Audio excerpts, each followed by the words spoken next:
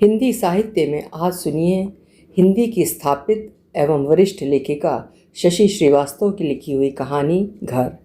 शशि श्रीवास्तव जी के 35 वर्ष से भी अधिक लंबे लेखन काल में उनकी रचनाएं देश की प्रमुख पत्र पत्रिकाओं में प्रकाशित होती रही हैं। प्रस्तुत है कहानी घर, मेरी जुबानी। मैं हूँ सीमा सिंह। इलाहाबाद नगर निगम आपका स्वागत करता है। शहर के प्रवेश द्वार पर लगा बोर्ड देखते ही लड़कियां जो अब तक शांत थीं चहकने लगी थीं। मैम, संगम चलेंगी? आनंद भवन दिखाएंगी ना? और वे सवालों की बौछार करने लगी थी उस पर। वो अनमयस्क मनस्थित में 5 साल में ही बेतरतीब बढ़ गए शहर को देख रही थी। उसने गर्दन मोड़कर उसके ठीक पीछे बैठी मिस माथुर की ओर देखा था। ये इशारा था उसका कि वे उसकी सीनियर हैं और इस टूर की संयोजक भी। लड़कियों को उनसे पूछना चाहिए।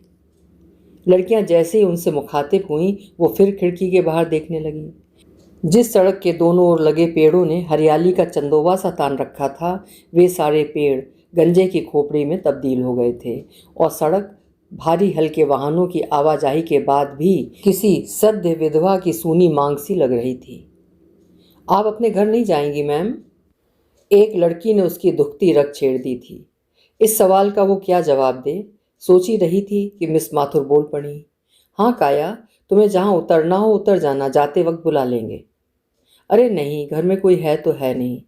मम्मी नानी के यहाँ गई हैं, पापा को बता दिया है, वो मिल लेंगे आकर। उसने जल्दी से स्थिति स्पष्ट कर दी। लड़कियों के इधर उधर होते ही उसकी चेतना वक्त के पिछले गलियारों में निकल गई, जब अक्सर उसे अपना वजूद बेमानी लगने लगता था। काश उसके पैदा होते ही माँ की बीमारी से वो भी संक्रमित हो जाती। दादी उसे बकरी का दूध पिलाकर ना पालती, मरने देती। ना वो होती, ना उसे घर की तलाश होती। घर जहाँ जिंदगी सांस लेती है, हंसती है, मुस्कुराती है। ऐसे घर की आरजू सबको होती है, पर मिलता किसी किसी को है। उसे तो नहीं मिला। उसके घर में हर चीज़ का टोटा था जो जीने की जरूरी शर्तें पूरी करती हों, यानी हंसी खुशी, चैनो सुकून। जो जाने कब बनवास ले गए घर से।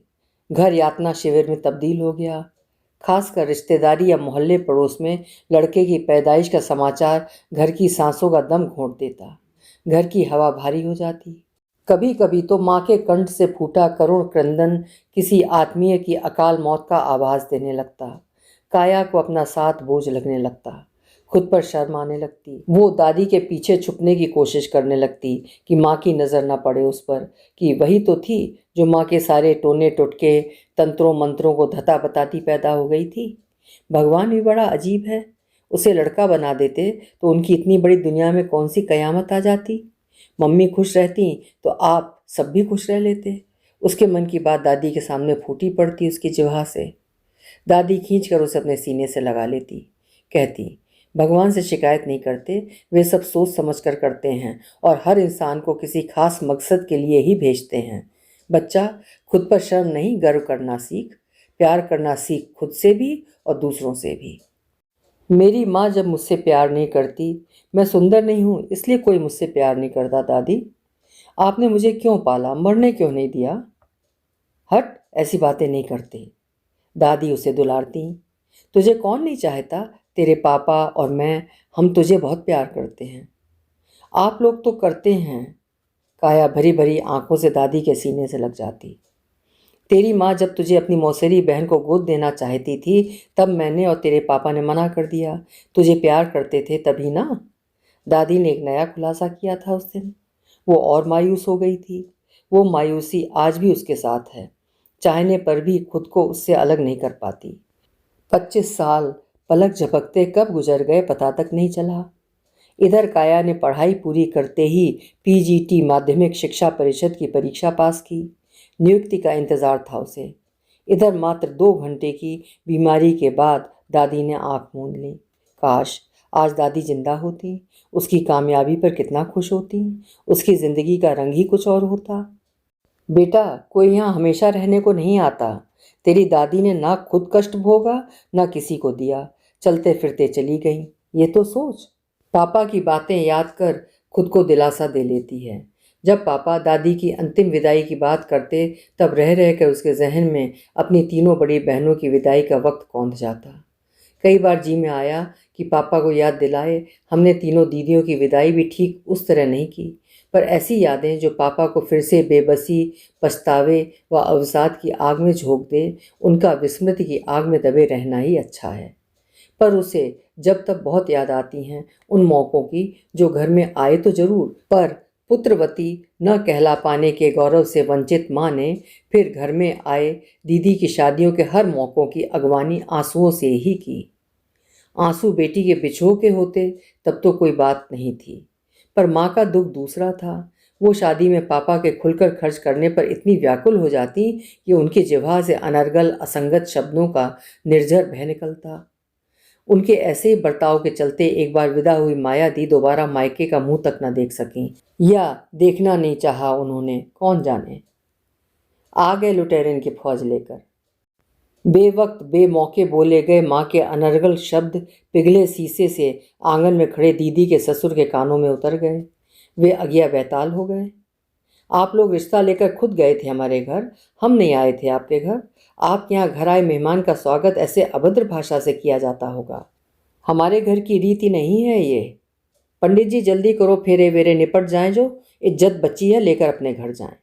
लड़की को भेजना हो तो भेजें, वरना इनकी मर्जी। हम तो जिस कारण के लिए आए हैं वो हो जाए बस, फिर ये जाने इनका काम।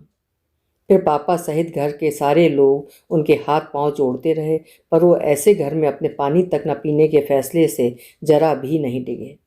बाकी 2 शादियों में माँ ने लड़के वालों को तो बख्श दिया, पर इस बार उनके भीतर की कुंठा व आक्रोश का निशाना काया व छाया बनी। अब्बे तो 2 निपटी हैं, 2 ठो पत्थर तो अब्बे धरे हैं छाती पर। बधाई देने वालों से कहे उनके बोल सुन सुनकर समारोह की सारी उमंग, उत्साह व खुशी तुरोहित हो गई उन दोनों की। बस भरे मन से अपने अपने काम में लगी नहीं। घर के नाम पर ऐसी ही कड़वी कसैली यादों का जखीरा है उसके पास। जब भी ये यादें आती हैं आंखें नम और मन भारी कर जाती हैं। उतरेंगी नहीं मैम? एक लड़की ने बस रुकने पर उसे टोका। तब उसकी तंद्रा भंग हुई थी। बस से उतरते ही पापा सामने दिखाई पड़ गए। पहले से भरा भरा मन यादों के सफ़र के एक अहम सहयात्री को देखकर खुद को रोक नहीं पाया था। पापा के गले लगकर फूट पड़ी थी वो। पापा ने कुछ क्षण उसे रो लेने दिया था, फिर प्यार से सर सहलाते हुए बोले, धत पगली, इतनी बड़ी और जिम्मेदार हो गई फिर भी बच्चों सी। पापा के आत्मीय स्पर्श ने जादू किया था, जैसे उसका रोना रुक गया था। पापा ने एक पैकेट निकाल कर पकड़ाया था। बोले, हरी के समोसे लाया हूँ, तुझे बहुत पसंद है ना? पापा, आप आज बदले बदले से लग रहे हैं, मज़ेदार से। क्या जोकर लग रहा हूँ? पापा हंसे मुक्त हंसी। वो अपलक आश्चर्य से आंखें फाड़े पापा को देखती रह गई थी। इससे पहले पापा को इतना तनाव मुक्त व निश्चिंत देखा नहीं था उसने। माँ का जो भी हो, उनके चेहरे पर माहौल के प्रति तटस्थ वीतरागी वाला भाव ही दिखाई पड़ा उसे। मैं भी हंसा करता था कभी, पर यह पनौती जब से घर में आई, हंसना मुस्कुराना यहाँ तक कि जीना ही भूल गया। ऐसा क्या हुआ पापा हमारे साथ? अनजाने उसके मुंह से निकल गया था। इसकी कोई बहुत बड़ी वजह नहीं थी। अगर तेरी माँ में रिश्तों के प्रति भरोसा, विश्वास, प्यार, स्नेह व सामंजस्य बनाने की जरा भी समझ विकसित हो गई होती तो सब कुछ ठीक हो जाता देर सवेर। शुरू शुरू में मैं और तेरी दादी इसी भुलावे में रहे कि रहते रहते तेरी माँ को इस घर की रीत नीत, रहन सहन की आदत हो जाएगी। तब वक्त के साथ उसके ताने शिकायतें खत्म हो जाएंगे। पर नहीं, जैसे जैसे वक्त बीतता गया, उसकी एक लड़के की हट भरी चाहत के चलते एक के बाद एक 4 लड़कियां पैदा हो गईं। उसका पुत्र मोह पागलपन की शक्ल लेने लगा। कहाँ 4 साल की उम्र में पिता को खोकर वक्त से पहले ही समझदार हो गया मैं। वहीं तहसीलदार पिता और सप्लाई विभाग में इंस्पेक्टर भाई की इकलौती लाडली तेरी माँ, जिसने ना कभी पैसों की तंगी देखी और ना ही कद्र की। जबकि हमारे घर में पिता की पेंशन के सहारे घर गृहस्थी व मेरी पढ़ाई का खर्च चलाती मेरी माँ एक एक रुपए की कतर ब्योंत में लगी रहती। मैं गवाह था माँ की एक एक पैसे को हिसाब से खर्च करते देखने का। हालांकि जब मेरी नौकरी लग गई तब स्थिति बदल गई। मेरी तनख्वाह और माँ की पेंशन मिलाकर 4-5 प्राणियों वाले घर का खर्च आराम से चल जाता था तब। पर अगर संभाल कर ना खर्च किया जाए और सारा पैसा एक दिन में खर्च कर लो और फिर कहने लगो इतनी कमाई तो मेरे पिता या भाई एक दिन में ही कमा लेते हैं। इस कुतर्क का कोई इलाज है बेटा? तेरी माँ यही करती रही उम्र भर। तेरी दादी निपट निरक्षर थी, पर उसने कभी मेरी पढ़ाई में पैसे की कमी आड़े नहीं आने दी। तुम चारों की पढ़ाई के खर्चों पर भी तेरी ग्रेजुएट माँ का तंगी का रोना शुरू हो जाता, वो सब संभाल लेती। तुझे तो माँ का मुखापेक्षी होना ही नहीं पड़ा। पता नहीं क्या और कैसी पढ़ाई की और कैसी सोच है कि जब तुम चारों की पढ़ाई लिखाई पर जोर दिया जाता तो वो अपना घिसा पिटा रिकॉर्ड बजाने लगती। अरे ज़्यादा पढ़ जाएंगी तो आसानी से लड़के नहीं मिलेंगे। ज़्यादा पढ़े लिखे लड़कों के भाव भी तो अच्छे होते हैं और कम पढ़े लिखों को ये लोग राजी नहीं होंगी। मेरी बात अभी समझ में नहीं आ रही, जब लड़के ढूंढने निकलोगे तब पता चलेगा। बड़ी तीनों माँ से ज़्यादा चिपकी रहीं। पढ़ने को तो पढ़ गई जैसे तैसे, पर सिर्फ डिग्रियां भर हासिल कर लेने में और पढ़ाई को जीवन का प्रमुख लक्ष्य बनाने में बहुत फ़र्क होता है। आज मुझे तुझ पर गर्व है बेटा, बहुत ज़्यादा गर्व है। इस बात का संतोष तो है मुझे कि पूरा जीवन बेकार नहीं गया। तेरे रूप में बहुत कुछ हासिल हो गया है, इसीलिए तो आज खुलकर हंस रहा हूँ। हमारे घर में वैसे भी खुशी के मौक़ों का अकाल रहा, आज मिला है तो हंस लूँ, फिर कौन जाने। पापा फिर संजीदा हो गए। एक नई खबर तो दी ही नहीं तुझे। क्या, बताइए ना जल्दी। उसकी उत्सुकता चरम पर थी। तेरी माँ ने एक बेटे की माँ कहलाने की अपनी हसरत पूरी कर ली है। क्या कहा? ये कब हुआ मेरा भाई? वो लगभग चीख पड़ी। अरे ऐसा कुछ नहीं हुआ, तू गलत ना समझ। पापा ने जल्दी से बात साफ की। फिर कैसे, बताइए ना। वो ऐसे कि उसकी कज़िन है ना, वो पम्मी, उसके 2 बेटे थे ना। उसे एक बेटी की चाहत थी, पर बेटा हो गया। उससे शायद तेरी माँ ने पहले से बात कर ली थी। अब उसका सारा गुस्सा चला गया है। उसने अपनी सारी चाहत, सारा प्यार उसके नाम लिख दिया है। अब मैंने वो घर बेचने का फैसला कर लिया। क्या? काया को अपने कानों पर विश्वास नहीं हुआ था जैसे। फिर भी जो पापा ने कहा उस पर यकीन करने के सिवा और कोई रास्ता नहीं था। हाँ, अब तुम लोगों को तो वहाँ रहना नहीं, फिर इतने बड़े घर की ज़रूरत तो है नहीं। 2 कमरे का एक छोटा सा घर ले लिया जाएगा और बचे पैसों से 6 हिस्से लगाकर बराबर बराबर बांट दिए जाएंगे। घर का बिकना जाने क्यों अच्छा नहीं लगा उसे। उस घर से दादी की यादें जुड़ी थीं। उनके कमरे में जाकर लेट गई थी। लगता था जैसे दादी कहीं आसपास ही हैं। उसकी आंख भर आई। दादी और उनके कमरे में उसका समूचा ब्रह्मांड समाया था जैसे। पापा की भरी भरी आंखें अनंत अछोर क्षितिज में न जाने क्या तलाश रही थीं। काया ने भी अपनी दृष्टि वहीं गड़ा दी। कौन जाने दादी दिखाई पड़ रही हो पापा को। देर तक बाप बेटी इस अप्रत्याशित स्थिति का गरल पान करते रहे। फिर पापा ने एक सर्द सांस लेकर छोड़ते हुए बेटी की ओर देखा था। कुछ देर शब्दों का चयन करते रहे जैसे, फिर बोले, क्या करूं बेटा, बाकी तीनों का तो पता नहीं, पर तुझे बहुत बुरा लगेगा। जानता था, पर मेरे सामने अब और कोई रास्ता नहीं। मेरा दिल इतना बड़ा नहीं कि मैं अपने चौगड्डे का हिस्सा किसी और को दे दूं। तेरी माँ अगर ये बच्चा गोद ना लेती तो मैं अपने जीते जिए घर कभी ना बेचता। मेरे बाद चौगड्डा इस घर का जो चाहे करता, मुझे क्या। कल को बड़ा होकर कैसा निकले कौन जाने, या तेरी माँ चाहे अनचाहे पुत्र प्रेम में पूरा का पूरा उसी को। पर मुझे ये मंजूर नहीं, इसलिए मैंने। पापा ने स्थिति स्पष्ट की थी। ठीक किया पापा, आप अपने चौगड्डे के लिए आज भी कितने पजेसिव हैं। काया ने मुस्कुराते हुए पापा की ओर देखा, फिर बोली, आपकी चौगड्डे के लिए यही पजेसिवनेस से तो माँ चिढ़ती थी। पता है पापा, आज रास्ते में चौगड्डा नामक स्थान पड़ा, मुझे आपकी याद आ गई। आप घर में घुसते ही किसी एक का नाम ना लेकर चौगड्डा कहकर पुकारते थे। हाँ बेटा, सब याद है, पर तेरी माँ को कुछ भी याद नहीं। तेरी माँ हमेशा रिश्तों के ऊपर पैसों व व्यक्तित्व को वरीयता देती रही। वह मेरी साधारण शक्ल और वैसी ही मामूली आमदनी के लिए कभी मुझे माफ़ नहीं किया। कंगलों में झोंक दिया, क्या कोई ओढ़े और क्या बिछाए। जैसे जहर बुझे वाक्यों ने मेरे भीतर उसके लिए प्यार, लगाव व सम्मान जैसी भावनाएं पनपने ही नहीं दी। तेरी माँ को इन मानवीय गुणों की ना कदर थी, ना रुचि थी और ना ही ज़रूरत। जिस चीज़ की कमी का उम्र भर रोना रोती रही, वही आज उसे देकर हरिद्वार चला जाऊंगा। वहीं किसी आश्रम में रहकर प्रकृति के सानिध्य और यायावरी में बाकी का जीवन काट दूंगा।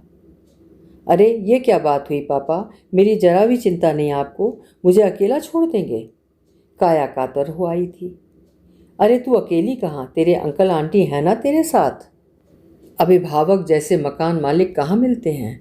फिर यायावरी के बीच जब भी कानपुर से निकलूँगा तेरे साथ कुछ दिन रहकर जाऊँगा।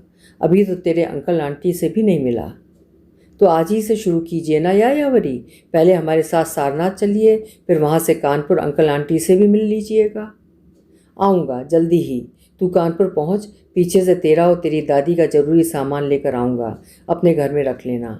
वैसे भी उस घर से मिला ही क्या, तू आज जो कुछ भी है सब अपनी मेहनत की बदौलत है। हाँ एक बात और, तूने हमें तो मना कर रखा है अपने लिए लड़का देखने को, पर अब तू खुद देखना अपने लिए। किसी भी जाति का हो मुझे कोई एतराज़ नहीं, बस तू अपना घर बसा ले, वैसा ही जैसा आपका बसा। नहीं पापा, अब ऐसी कोई इच्छा नहीं। पापा अब मैं आपकी प्रतिलिप जरूर हूँ, पर जीवन में किसी को अपने साथ इसलिए नहीं जोड़ूंगी कि वो मेरी सुरक्षा करे, अकेलापन बांटे। पापा आपने तो देखा है, भोगा भी है, जीवन साथी हमेशा साथी ही नहीं होता, कभी कभी बोझ भी बन जाता है। पहले घर बसाओ, फिर उसका मलबा ढोते रहो उम्र भर, इससे तो मैं बेघर ही भली। अभी आप सुन रहे थे शशि श्रीवास्तव जी की लिखी हुई एक पारिवारिक कहानी घर। आशा है कहानी आपको ज़रूर पसंद आई होगी। पसंद आई हो तो कहानी को लाइक और हाइप ज़रूर करिएगा, साथ ही चैनल भी सब्सक्राइब करिएगा। कल फिर मिलेंगे, आपका समय शुभ हो।